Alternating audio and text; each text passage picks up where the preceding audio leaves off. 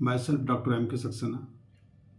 आज की इस वीडियोज़ में सभी पशुपालक भाइयों, कृषक भाइयों का बहुत बहुत स्वागत है। आज की इस वीडियोज़ में मैं आपको फ्रोजन सीमन की थाइंग के बारे में बताना चाहता हूँ। थाइंग ऑफ फ्रोजन सीमन, इस बारे में आपसे मैं चर्चा करूँगा। यह भी एक एआई की वैज्ञानिक पद्धति होती है और इस पद्धति में एआई करने के पूर्व इनका होना, इन थाइंग का होना, विधिवत होना बहुत आवश्यक होता है, तभी हमारी एआई सक्सेस होती है। इस विषय में मैं आपसे विस्तृत चर्चा करूँगा। आप शुरू से अंत तक इस वीडियोज़ में बने रहिए और पसंद आने पर लाइक, शेयर, सब्सक्राइब अवश्य कीजिएगा। तो थाइंग क्या होता है? यह एक वैज्ञानिक पद्धति होती है और इसमें वीर्य को ठोस अवस्था से तरल अवस्था में लाया जाता है और उसके बाद एआई की जाती है। यह पद्धति में स्टेप बाय स्टेप हमको चलना पड़ता है और यदि हम स्टेप बाय स्टेप चलेंगे और समय का ख्याल रखेंगे तो एआई में फर्टिलाइजेशन की चांसेस बहुत बढ़ जाते हैं। तो इस अवस्था में जब हम एआई करते हैं तो इस पद्धति में तापक्रम की बहुत ज़रूरत रहती है। जो भी तापक्रम हम ले रहे हैं, पानी का तापक्रम जो है हमारा, उस तापक्रम को हमको बिल्कुल मेंटेन करना पड़ता है। उसी हिसाब से हम एआई में प्रोसेस करते हैं, फ्रोजन सीमन में स्टॉक को प्रोसेस करवाते हैं और ये तापक्रम 35 to 37 डिग्री सेंटीग्रेड होना आवश्यक होता है और इस तापक्रम को नापने के लिए हमें थर्मामीटर की ज़रूरत पड़ती है। इसको कभी भी उंगली से टच नहीं करना चाहिए, देखना नहीं चाहिए कि कितना तापक्रम है, हमें उसका थर्मामीटर का ही उपयोग करना चाहिए। थाइंग का प्रोसेस जितनी जल्दी हो सके उसको हमें उतनी जल्दी कर लेना चाहिए। ये भी हमें ध्यान रखना बहुत आवश्यक होता है। स्ट्रॉ को पानी में पूर्ण रूप से, समान रूप से हमें भिगोना चाहिए और चिमटी से स्ट्रॉ को निकालने पर नाइट्रोजन की भाप में ठंडा करें। ये भी बहुत आवश्यक होता है। तो स्ट्रॉ को शीघ्र ही गर्म पानी में डाल देना चाहिए। ऐसा नहीं कि मतलब हिला रहे हैं, इसको रख रहे हैं, तुरंत ही हमने उसमें स्ट्रॉ को जैसे ही निकालेंगे उसको हम तुरंत ही गर्म पानी जो हमारे पास में होगा और उस पास में हम रख देंगे। उसका टेम्परेचर पहले ही हम उसको सुनिश्चित कर लेंगे कि ये उस टेम्परेचर 37 डिग्री सेंटीग्रेड है या नहीं। इसके बाद स्ट्रॉ को पानी की बूंदों को साफ कपड़े से पोंछेंगे।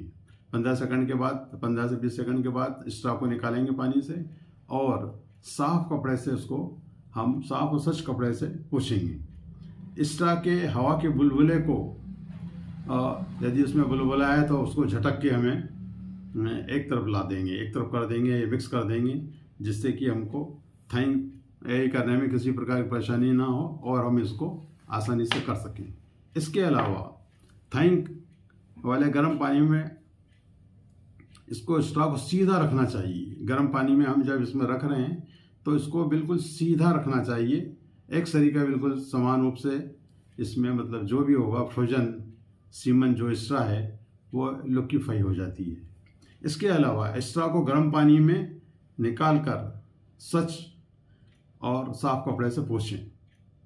यह प्रोसेस भी हमें 15 से 20 सेकंड के अंदर पूर्ण कर लेना चाहिए।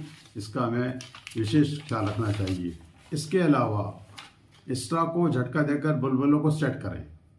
ये भी बहुत अच्छा है, आवश्यक है और इसको भी हमें प्रोसेस में लाना चाहिए। ऐसा ना हो कि मतलब हम उसको निकालें और सीधा उसको गन में फिट कर दें। तो स्ट्रॉ को सीधा काटें और आँखों के सीधे लेवल में लंबवत रखें। जो भी स्ट्रॉ हम काट रहे हैं उसको हमारी आंखों के सीधे सामने बिल्कुल लंबवत काटना चाहिए।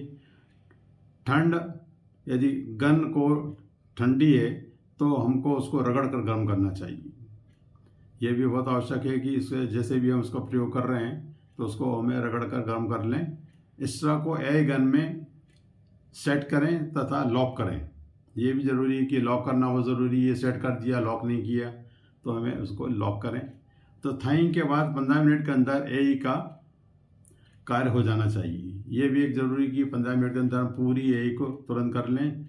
हवा हथेली जेब में रखकर थाइंग कभी नहीं करना चाहिए। ये नोट करें, आवश्यक चीज़ है, अति आवश्यक है कि जेब में रखकर थाइंग करते हैं, कोई हाथ से हथेलियों में मसलते हैं, ये ठीक नहीं है।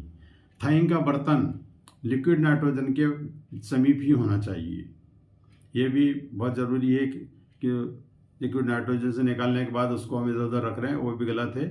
थाइंग वाले पानी का तापमान थर्मामीटर से ही नापें, ये मैं पहले भी बता चुका हूँ, और ये आवश्यक है कि हम थर्मामीटर से ही नापें। उसको थाइंग वो गन लोडिंग का जो प्रोसेस हम कर रहे हैं, जिसको हम छायादार जगहों में करना चाहिए। ऐसी जगहों पर नहीं जहाँ सूर्य की रोशनी गिर रही हो और कर रहे हैं, तो वहाँ ये गलत है। हमें ऐसी जगह पे करना चाहिए जहाँ छायादार हो और सूर्य की रोशनी नहीं आ रही हो। और गर्म पानी से निकालते समय स्ट्रॉ को एक सिरे को पकड़कर हमें उठाना चाहिए,